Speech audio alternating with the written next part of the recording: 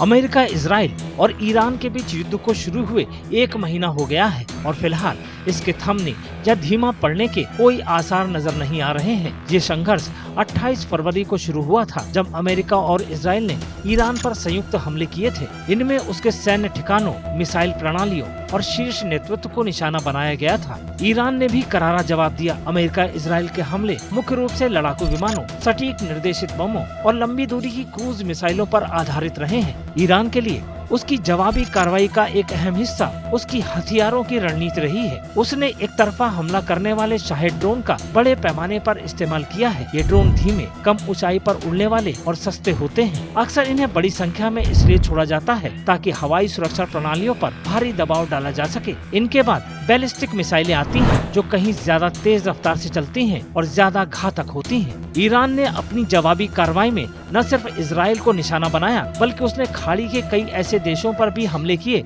जहां अमेरिकी सैन्य अड्डे मौजूद हैं। इनमें कतर, बहरीन और संयुक्त अरब अमीरात शामिल है। इन हमलों से इस क्षेत्र का और भी बड़ा हिस्सा सीधे तौर पर इस संघर्ष की चपेट में आ गया। ये युद्ध जल्द ही 2 देशों के बीच का संघर्ष नहीं रह गया। संघर्ष कई देशों तक फैल गया। लेबनान में हमले की खबरें आईं। ईरान समर्थित गुटों ने अपने हमले तेज कर दिए और पूरे खाड़ी क्षेत्र में तनाव तेजी से बढ़ गया। अब डर एक कहीं ज्यादा बड़े क्षेत्रीय युद्ध का है। जमीन पर इसका असर बहुत गहरा है। तेहरान में बार-बार धमाके हुए हैं। इजराइल में हवाई हमले के सायरन रोजमर्रा की जिंदगी का हिस्सा बन गए हैं। जान माल का नुकसान बढ़ता जा रहा है। ईरान में 1900 से ज्यादा और लेबनान में 1100 से ज्यादा लोगों के मारे जाने की खबर है। इजराइल में 18 लोगों की मौत हुई है, जबकि कम से कम 13 अमेरिकी सैनिक मारे गए हैं। इस पूरे इलाके से लोगों के मारे जाने की खबरें आई हैं, जिसमें इजराइल के कब्जे वाले वेस्ट बैंक और खाड़ी देश भी शामिल हैं। लेकिन ये युद्ध केवल युद्ध के मैदान में ही नहीं लड़ा जा रहा,